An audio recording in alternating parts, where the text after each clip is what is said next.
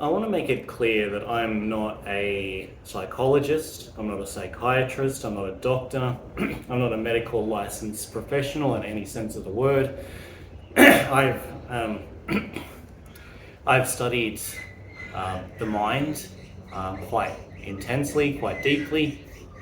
I know a lot of tricks about how people think, about how the brain operates, and I've been able to use that to help quite a few people, including some people with some very serious issues, and some people who no one else was able to help, including some licensed counselors, psychologists, and whatnot.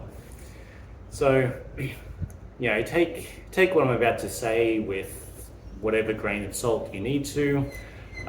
If this contradicts any sort of medical advice that you've heard, then obviously go with the medical advice. If you've been ordered by the court to receive therapy, then absolutely attend that. But I want to talk about something. Is if someone, like, let's say someone loses their temper in public, or they go on this rant on social media or whatever, one of the common, like, little phrases that people will say, which basically means sort your issues out, which is good advice. The shorthand for that is go to therapy. You know, therapy, yeah, okay. So therapy has its uses. I know some people who have gotten some value out of therapy, and good for them. But I also know that therapy is very much grounded in an outdated view of how the mind works. And I could talk about that a lot. There's a particular video, and if you know any psychologists, this can be an interesting question to ask. You ask them how many people that they've cured, and they often dodge the question. They'll say well, therapy is not about curing people. Psychotherapy is not about it's not about resolving issues. It's about giving people the coping mechanisms in order to better handle their issues, which is a rather strange thing to say. It certainly wouldn't apply to any other field. Certainly not in medicine. If someone is having pains in their stomach, the goal to cure them would be to resolve whatever is causing those pains, whether that's surgery, whether they need to change their diet, or whatever. It's not about giving people just breathing techniques to help them get through the pain. You want to get to the root cause of these things, otherwise what's the point? And it's a similar thing with psychological issues. If someone has a phobia of something, let's say they have a phobia of open bodies of water, then sure, giving them coping mechanisms. It's when the fear begins to grip you, just breathe and relax or whatever. It's better than nothing. But wouldn't it be more professional to resolve the phobia, to make it so that they don't have this irrational and debilitating fear? I've helped people overcome phobias before. It's actually not that difficult. Once you know what you're doing, that is. And some of these phobias were very minor. It's oh, I feel a bit unpleasant in this context. Some were a lot more intense. And I didn't personally, but I know someone who got help for their phobia, and they had a proper, they'd have these debilitating fear reactions to something that's typically harmless. And yeah, they were able to resolve that fully. The clients that I work with, able to make changes to the mind, not just ways of coping with it or ways of explaining it. And one of the issues with this is that many psychiatrists, certainly not all, I don't even want to say most, but many have this idea, whether they explicitly stated this or not, around insight therapy. So the intention here is that if the person knows why they're doing this particularly unhelpful thing, if they know like deep down why they gamble all the time or why they have a fear of intimacy or whatever it is, once they consciously know the cause of that, then that'll solve all the problems. Now, there's a few issues with this as a paradigm. One is that to unpack all of your stuff to find like the root causes of things. Like let's say someone is a bit of a gambling addict and it's starting to affect their lives.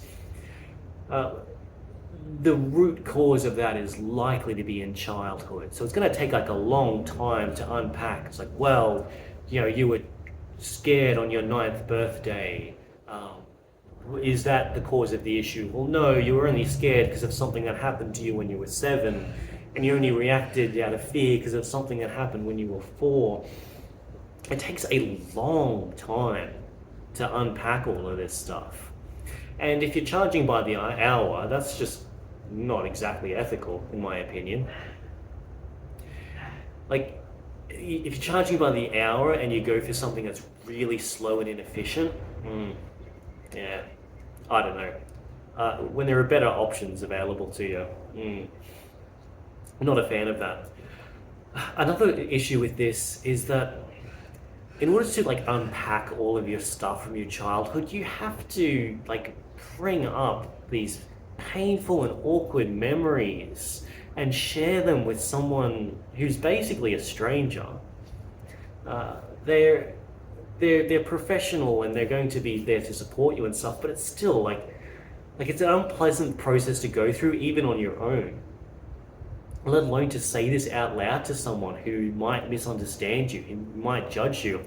And like it's even if you're comfortable with that, it's pretty intense. Like you're gonna walk out of sessions like that feeling just like exhausted and beaten down, and it's like, yeah, but it's detoxing. Well, maybe. I don't think it is though, because it's entirely possible that just by dredging all this stuff up, you're just dredging it up and marinating in it rather than resolving it and dealing with it. Because another problem with insight therapy is that, let's be real, the typical psychologist, the typical psychiatrist, the typical counselor is like an obese, blue-haired millennial woman who, if you have like a legitimate issue, then she's going to like likely blame the patriarchy for that. If you have like a situation that you want to deal with, they're not going to want to deal with the situation. They're going to want to validate your feelings and create a safe space and tell you that it'll be okay. Ryan Long does a really nice sketch comedy thing about this guy who he goes to therapy because he's depressed because he's unemployed. He needs a job and he can't find one. And all the therapist does is like validate, like, yeah, of course you're depressed because you're surrounded by all this toxicity. The guy just needs like his head screwed on straight and get like the motivation to get back into the workforce. Validating your issues doesn't solve the issues. It just, if anything, it just gives you extra justification to cling on to them. And the real problem with insight therapy is that it just doesn't work. It's pretty rare for someone to like not know the deep causes of things. It's like someone's a gambling addict and they're a gambling addict because their father was a gambler. And so they saw that that was a way of dealing with stress. Cool, you're cured. No, you haven't resolved anything. Like that knowledge doesn't help you. And it's like, oh, but then you can unpack like the problematic relationship you had with your father. Who says it was problematic? Like children imitate adults. It's what they do. It might not have been a problem. It might have just been a thing where they just learned this bad behavior. Doesn't mean that anything else around that is problematic. It's just a thing that they picked up. So yeah, I'm not a fan of insight therapy, and it's far from the only issue I have with how many psychiatrists approach things. And again, I'm not a licensed expert. This is all just my opinion and stuff. please heed actual medical advice. But I just find it really strange because I've created amazing changes with people in their own minds without me ever knowing what the issue was. And you could come to me and say, William, I've got this problem. I've had this problem since I was a teenager. It keeps coming up. Sometimes I think it's gone away, but then it flares up again. That's more than enough information. I don't need more than that. I don't need to know what it is. Could be drugs, could be alcohol, could be like erotica, it could be losing your temper, it could be that you stub your toe. Like it really doesn't matter. Because I don't need to know any of that stuff in order to help you resolve it. I don't need to know about your childhood unless you want to talk about that. And in fact, this whole idea of getting to like the root cause of things so that you have an explanation for where you are, your brain is far more complex than you realize. Any explanation that you have for why you are the way you are is either going to be so obvious that you don't need to probe it. It's like, I have PTSD because a traumatic thing happened to me. Fair enough. Or the root cause is so complex and mysterious and hidden that any story you have around that is going to be nonsense. Like you don't know yourself well enough to be able to explain yourself. And yes, I'm sure you're very good at introspection. I know I'm very good at introspection. Everyone that I meet will tell me that they're excellent at introspection. That doesn't mean that you know all of the inner workings of your brain. Because you couldn't. You're using your brain to analyze your brain. Like at some point, you're going to run into a wall. Like no system is sophisticated enough to fully analyze itself. But the point is that you don't need to. You don't need to know any of this stuff. Because I mentioned that I've resolved issues with people, helped them resolve the issue, where I didn't know what the issue was. I've also helped people resolve their issues where they didn't know what the issue was. I've had that experience happen with me as well. I remember there was this pattern that was playing out in my close personal relationships. And it's like romantic, friendships, even business relationships. And I didn't know what the pattern was, but I knew that there was something there. Like something just felt wrong. Like I'd be going along like having these really positive relationships with people, and then I'd do something or I'd say something, and I couldn't tell you what I was doing, but I knew that I was creating this problem again and again. And someone helped me with the techniques that I've been trained in, and I just felt this emotional release, and I could just like see things clearly, and my relationships have never been the same since. In fact, that was one of the stepping stones onto how I came into Christianity, because once I realized the problem I had with those relationships, and I realized that I had like similar problems with my relationship with myself and with the divine, who I would now call Jesus, but back then it'd be like this vague, like the universe sort of thing. Repairing my relationships with people helped me repair my relationships with God. And once I was able to do that, I was able to rebuild that relationship with Him. And it took me months afterwards before I was consciously aware of exactly what the problem was, like exactly what I was doing wrong, and only because I was now doing things differently, so I had something to compare and contrast with. It was a case of, oh, okay, I'm no longer doing this, and I'm getting better results. That was probably the problem, and it might not have even been, and it doesn't matter. The thing is that my issue is resolved. It's gone. It's not a problem for me anymore. So whether I'm right about how I overcame that or wrong, it doesn't matter. And I really want you to believe this. I really want you to understand this. You don't need to understand your problems in order to solve them. You don't need to have like an explanation of like some event in your childhood or the relationship with your mother. Like it doesn't matter. Do you want to know what the problem is, or do you want to resolve the problem? Because knowing what the problem is doesn't help you. Resolving it does. That's something that I've been trained in how to do. It's something I specialize in. So if you're struggling with something and it's just too embarrassing or awkward to tell other people about, or maybe it's like a business thing and you're under NDA, you can't legally go into details. It's fine. I don't need to know any of the details. If you tell me that there's some situation you want to change in your life, that's enough for me to get started. That's enough for me to help you.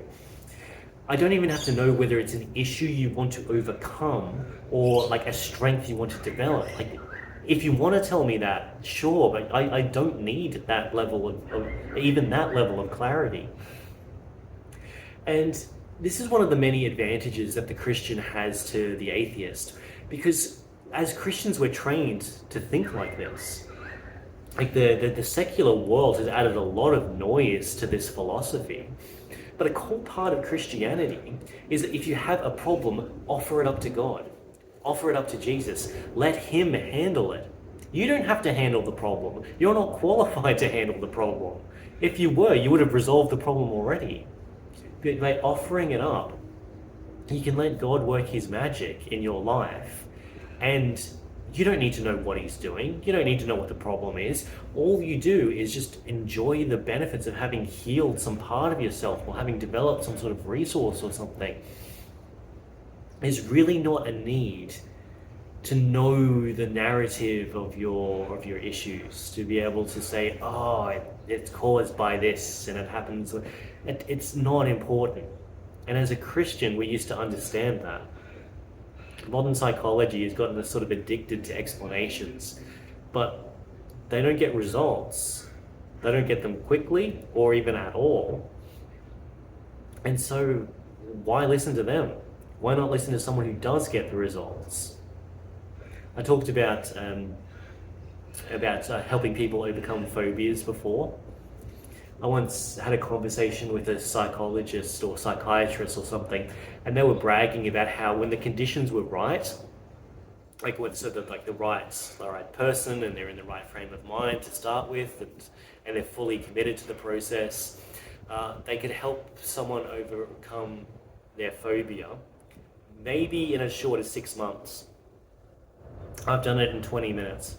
You don't need that much time. And part of that is like getting rid of this need to explain it all in story and just offering it up. Offer up the problem. Just call it the problem or call it the thing you want. Offer that up to God. And if there's someone who's godly and trained in the various mental arts, then that person, me, might be the way that God speaks to you and delivers you the miracle that you need. All right, that's enough for today. Peace be with you.